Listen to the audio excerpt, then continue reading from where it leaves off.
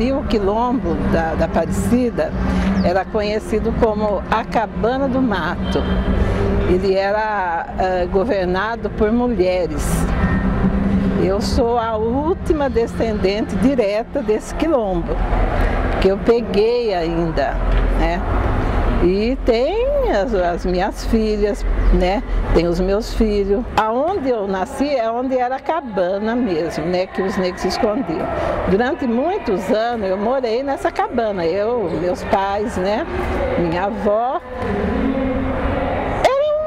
É como se fosse uma chácara, um sítio, que eu me lembro, porque quando eu nasci já estava bem diminuído ali, né?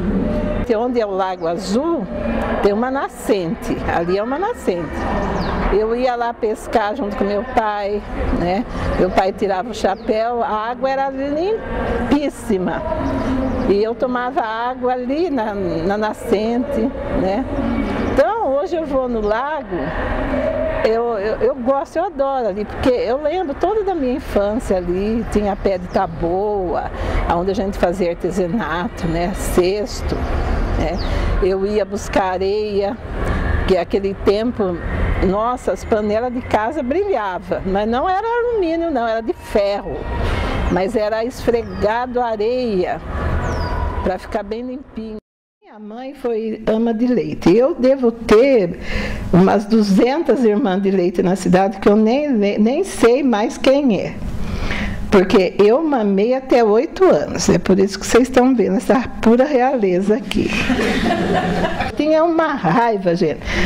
A gente estava lá bem folgado, às vezes estava até dormindo, ia lá.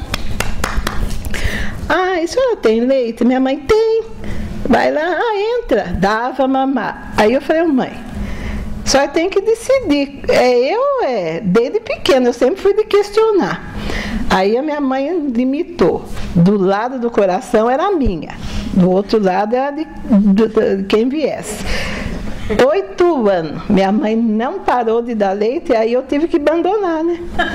Há 8 anos eu ia na escola, eu vinha apavorada, que eu queria mamar. Eu já vinha vendo quem é que estava mamando na mãe, né? Então, são coisas que, sabe, isso me traz uma infância assim gostosa, alegre, né? Uma pobreza extrema, mas eu nunca, era tão extrema, gente, que eu nunca, minha mãe sempre falava para mim, você tem que ir na escola, tem que aprender a ler e a escrever. Aí tudo bem, fui para a escola. Isso daí de bom, as nossas bases antigas tiveram, né, Diva? Sempre querendo que a gente tivesse um conhecimento. Mas eu não tinha sapato. Eu não sei se aqui alguém, já da minha época, da minha geração, já pôs um tal de sandália de pneu. Ai, gente, pelo amor de Deus, era pneu de carroça. O carroceiro fazia um tal de chinelo, lá não sei como é que era aquilo, e a gente ia com o tal de pneu na escola. Isso quem tinha mais ou menos. Em casa nem isso não tinha. Aí o que minha mãe fazia? Para mim, eu falava, mãe, mas descalça eu não posso ir, dói meu pé. Mas eu fui muitas vezes descalça na escola, sim. Aí minha mãe colocava meu pé num papelão, recortava e fazia crochê, assim, as tirinhas. Eu ia. Quando chovia, gente, esquece. Ai, que vergonha, viu? Papelão molhava tudo, escunhambava tudo. Vinha eu com aquele punhado de crochê na mão. Eu lembro que a minha mãe era cozinheira aqui na Avenida 1, né? Uns casarão que tinha aí. E uma vez eles deram, sem minha mãe saber, me deram para uma família lá de Santa Gertrudes. Te deram? Deram, porque era comum vinha as madame, né, as damas da alta sociedade, ai, negrinha engraçadinha, né? Eu vou levar ela para brincar com meus filhos. E levava. Só que a minha mãe, como já tinha aquela costume de luta, de não aceitar as coisas, minha mãe falou que ela ia procurar o delegado. né? Aí no dia seguinte me trouxeram de volta, mas eu lembro eu indo embora num carro, eu lembro do carro preto, né? E eles falaram para mim que eu ia passear, e eu fui. E eles levaram, eu fiquei um dia lá em Santa Gertrudes. Depois sua mãe? Depois eles trouxeram de volta, trouxeram. Aí foi onde que a minha mãe não levou mais eu. O que eu lembro assim de festa não era muito, porque em casa não tinha data específica, como hoje não tem data específica para a gente fazer festa. Às vezes estou eu lá, eu falo assim, ai, vamos fazer tal coisa, aí liga para meio mundo, e você está entendendo? Até ontem eu estava falando com a minha filha, eu acho ridículo, não sei se alguém aqui faz isso, se faz, desculpa, é opinião própria minha. A turma agora faz aniversário, mas cada um tem que levar o kit churrasco, kit não sei o quê. Eu acho que quem faz aniversário tem que bancar. Ou nem que for um bolo só, e vamos conversar, dançar, tal, não precisa exibir. Eu não sei, logo vai ter casamento com kit churrasco. Já tem. Já tem? Ah, eu me recuso, eu não vou. Olha, gente, não me queime, eu não vou. Eu fui no aniversário da Irmã da Diva, eu levei a boca, certo? Levei minha boca.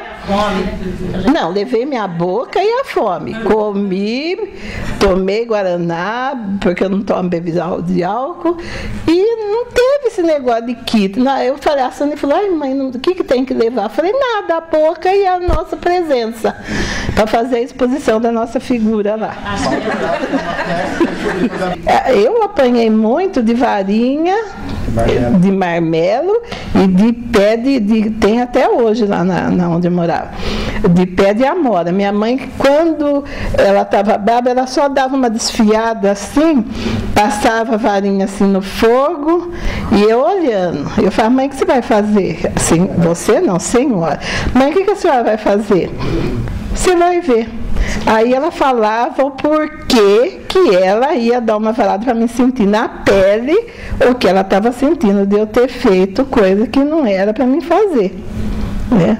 Às vezes, o que eu fazia de tão assim para apanhar? Às vezes eu ia brincar na rua, não pedia ordem. Às vezes ela estava conversando. Aí eu ficava perto e ela já dava o sinal. E eu fazia de conta que eu não estava entendendo, que eu queria caçar assunto, né? Eu queria ver o que estava acontecendo. Ela tornava a olhar e eu quieta. Aí ela não, o terceiro olhar não dava mais, aí era varada depois. Eu trago comigo toda aquela resistência das minhas avós, viu? Eu não gosto de injustiça, eu não gosto de, sabe, quando eu vejo coisa errada eu falo, não quero nem saber. Eu tenho ainda comigo o que eu aprendi delas, porque eu convivi muito com a minha avó, a minha bisavó muito pouco, mas que eu lembro, né? Mas eu trago comigo todo os segredos, assim dizer, né? Então, hoje que a gente está abrindo um pouco, né? Mas não era revelado, não. Certas coisas que se passava, sempre falaram para mim, aconteceu aqui, morre aqui. Aí eu ficava pensando, mas por que morre aqui, não pode continuar? Mas era medo de apanhar, já não tinha mais escravidão.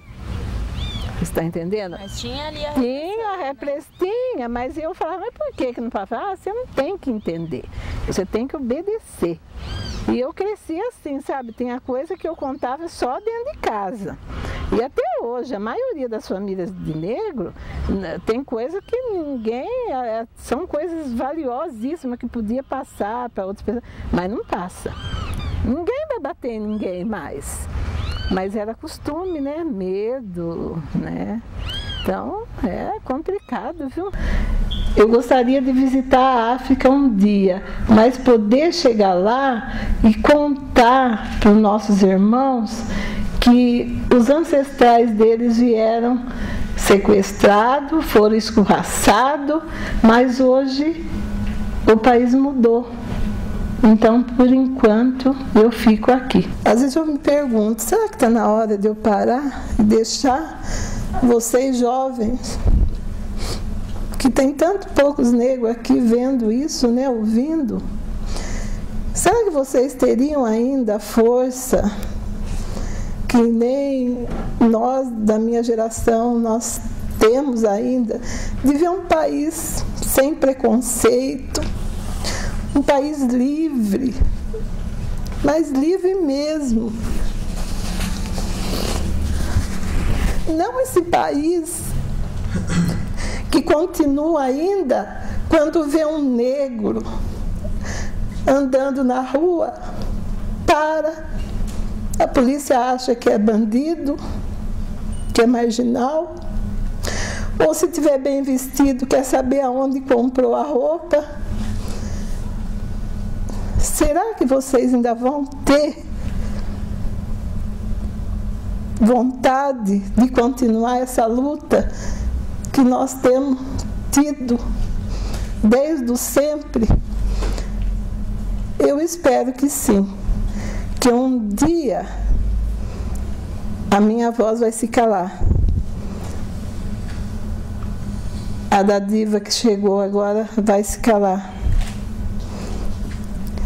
E vocês jovens, continuem. Nada pode fazer vocês pararem.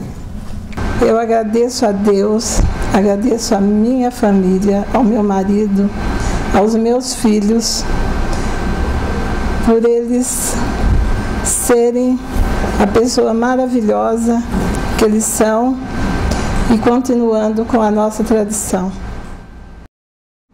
Agradecei, divina luz, agradecei, divina luz, em nossas almas acender o amor de Jesus, em nossas almas acender o amor de Jesus. Obrigada.